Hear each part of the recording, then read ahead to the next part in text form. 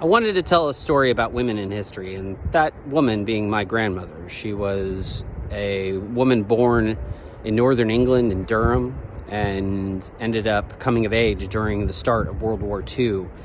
And like all good women in England, she jumped in to help with the war effort and enlisted as a nurse in the Royal National Air Force. Helped many pilots recover to be able to go back into the war. In fact, one of the jobs that they had was that they would be on trains and the Nazis would come down and machine gun the trains with airplanes, and my grandmother and the nurses that were with them were trained to jump on top of the pilots to become human shields to protect them, to make sure that they could get back into the air and fight the Nazis.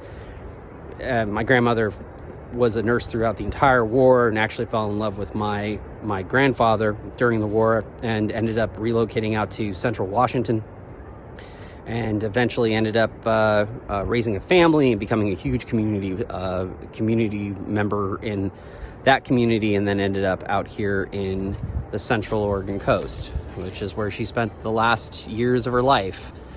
And yeah, she was a remarkable woman.